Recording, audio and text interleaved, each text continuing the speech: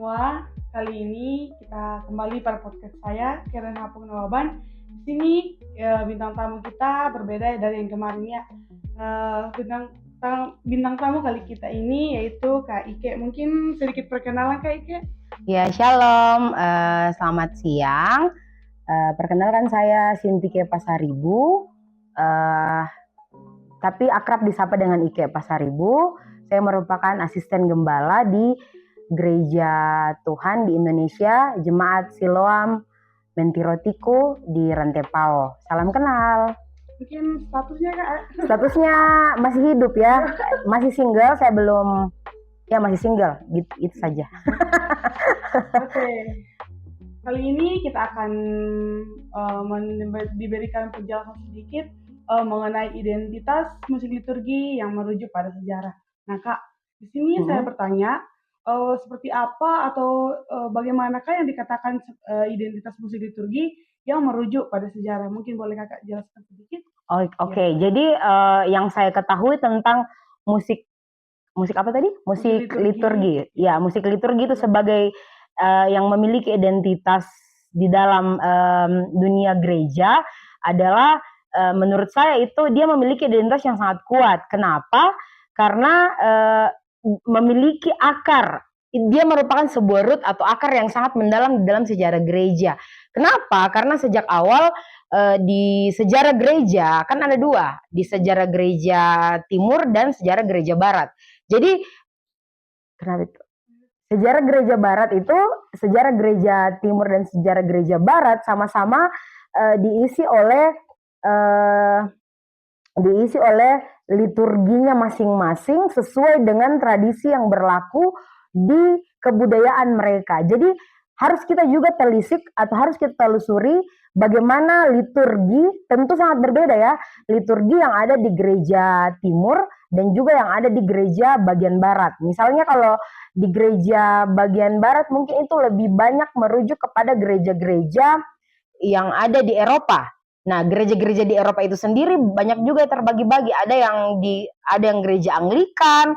Gereja Anglikan itu sekedar informasi seperti gerejanya Raja Inggris, Raja dan Ratu Inggris. Jadi kalau gereja-gereja Katolik Roma itu tentunya liturginya juga sangat berbeda dengan gereja-gereja Anglikan. Jadi liturgi nantinya ini atau musik gereja yang dipakai di dalam liturgi atau tata ibadah gereja masing-masing antara barat dan timur itu menyesuaikan dengan tradisi mereka. Jadi ini sangat penting. Seperti itu mungkin secara singkat. Jadi intinya seperti yang Kakak banyak ya? Banyak. Dari dominasi gereja begitu? Iya betul, karena kalau kita merujuk kepada sejarah gereja secara umum, kita harus lihat bahwa sejarah gereja secara umum itu sangat dipengaruhi oleh tradisi atau budaya setempat yang berlaku atau lagi berkembang di tempat itu. Misalnya saja, sebagai contoh, misalnya gereja-gereja yang dipengaruhi oleh budaya Eropa tentu sangat berbeda dengan gereja-gereja yang dipengaruhi oleh budaya Afrika. Nah, kenapa aliran-aliran misalnya Pentakostal seperti kami itu lebih banyak liturginya itu berlaku secara musik misalnya. Kalau di gereja Katolik itu cenderung musiknya syahdu, hikmat dan tidak berisik dalam tanda kutip. Berarti nggak pakai style gitu ya? Iya, tidak terlalu. Ada stylenya, tetapi stylenya secara khusus misalnya di dalam piano ini kan banyak style. Ada seperti di sini ada pop rock, swing, jazz, latin, ballad, R&B, ballroom, dance, country dan banyak lagi. Kalau di musik gerejawi itu pada umumnya itu memakai jenis musik gospel di dalam misalnya satu lagu. Satu lagu itu misalnya lagu penyembahan atau lagu worship itu sangat berbeda dengan lagu praise atau lagu pujian. Jadi kalau di dalam lagu penyembahan itu biasanya agak slow, bersenandung mengalun dengan lembut dan tidak menghentak-hentak musiknya.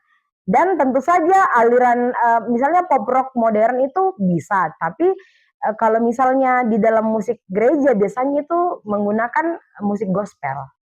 Ya, seperti itu. Jadi berbeda-beda gereja tentu saja mungkin liturginya juga berbeda-beda ya Kak? Iya, seperti itu, pasti.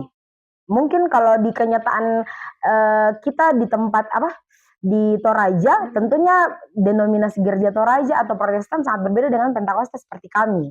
seperti kami di tempat ini, kami merupakan perpaduan antara Injil karismatik. Jadi tentu saja ada beberapa lagu-lagu dari nyanyian kemenangan iman seperti teman-teman di gereja Kibaik yang kami gunakan, tetapi lebih banyak kepada lagu-lagu movement atau yang kita kenal dengan musik modern yang kiblatnya kami dapatkan dari musisi-musisi gereja seperti tim simfoni musik, praise and worship Hillsong yang ada di YouTube seperti itu.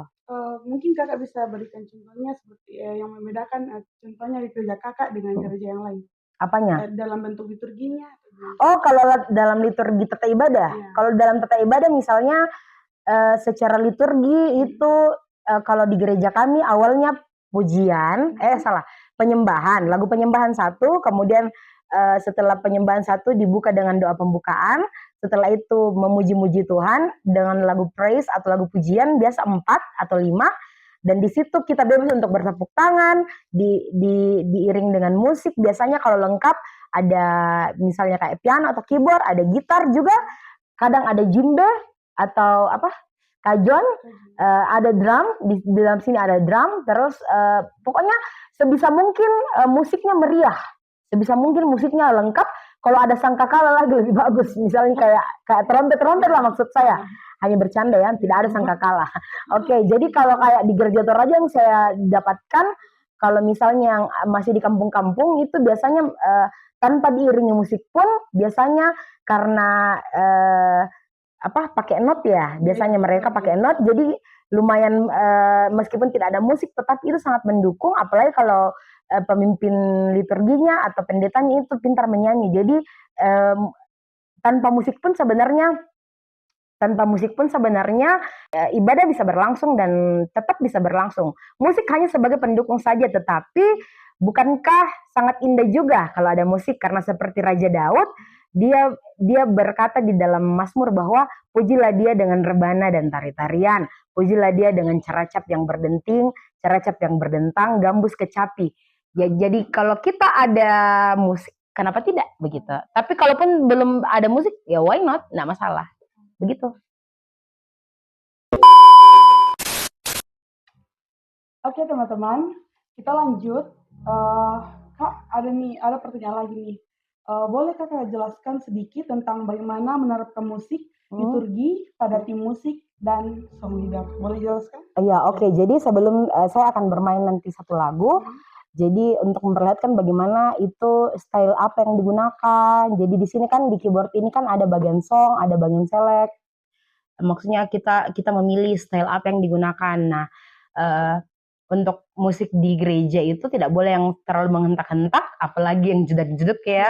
Tidak boleh yang kayak di diskotik atau klub malam. Nah, satu lagi, jadi kalau di gereja kami itu song leader itu atau worship leader itu atau WL itu adalah sang pemimpin lagu. Jadi dia yang mempersiapkan lagu, kemudian biasanya hari Jumat atau Sabtu kami akan melakukan latihan untuk synchronize atau menyamakan nada. Iya, mengambil nada, kemudian dilengkapi juga di sebelah sini ada singer sia 2, di sini ada mic 2, mungkin tidak kelihatan di kamera.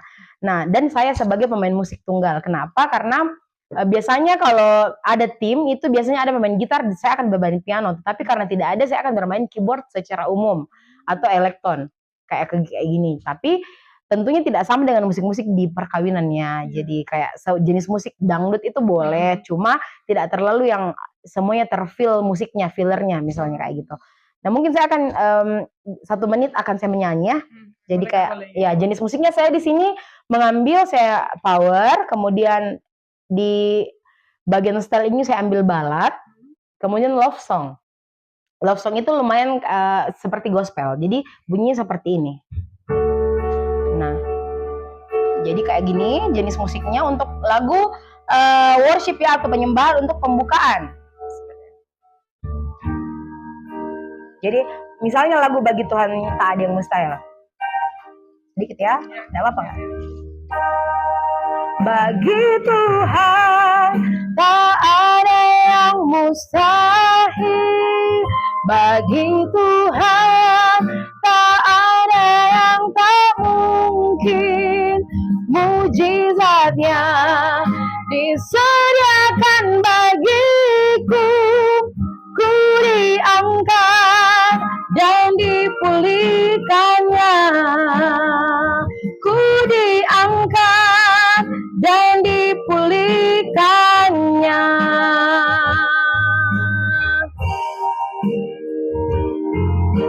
Ya, jadi begitu.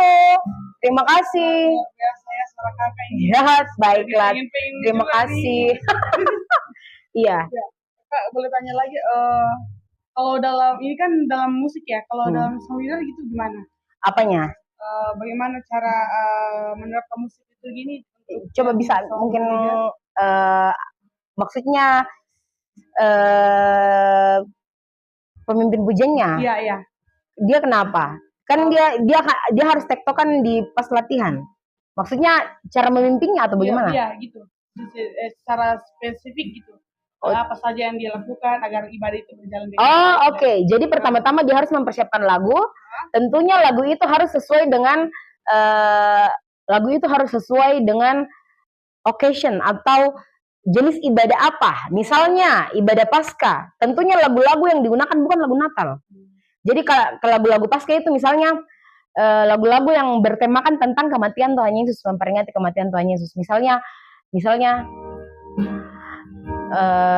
nanti potong lah.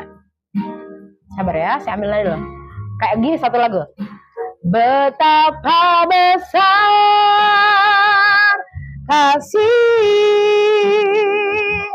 pengampunanmu Tuhan, tak kau pandang hina hati yang hancur.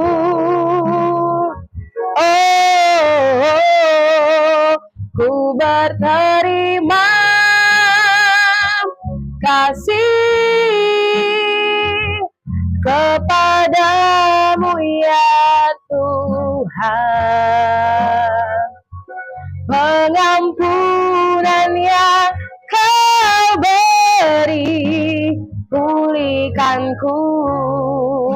Ya kayak gitu. Jadi menyesuaikan dengan apa yang lagi dihadapi. Misalnya untuk Natal ya, Gita surga bergema, kayak gitu. Jadi sebisa mungkin seorang pemimpin pujian itu harus menguasai banyak lagu. Dan dia harus make sure atau membuat pasti bahwa dia menghafal lagu.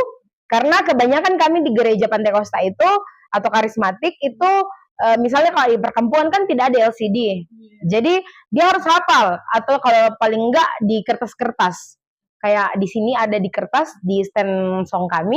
Jadi kalau misalnya tidak memungkinkan untuk ada LCD ya bisa begitu. Jadi intinya nih Kak, musik liturgi itu pada tim musik dan song leader itu harus sinkron ya? Harus. Jadi kayak song leader itu harus juga memastikan singersnya tahu lagunya, karena yang dibutuhkan di sini kan secara jemaat ini kan mau dipimpin. Jadi song leader harus bisa memastikan bahwa pemain musik tahu lagu dan singersnya juga tahu lagu. Kapan tidak tahu lagu lebih baik ganti lagu. Karena ini semua berkesinambungan seperti itu. Agar ibadah berjalan dengan baik. Ya, betul, dan berlangsung dengan hikmat kayak gitu. Oke, teman-teman, mungkin itu saja sedikit pengetahuan dari narasumber kita pada hari ini. Saya Karen Hapu dan Nababan dan Cynthia Pasaribu atau Ike. Terima kasih. Salam. Shalom. Thank you. Bye.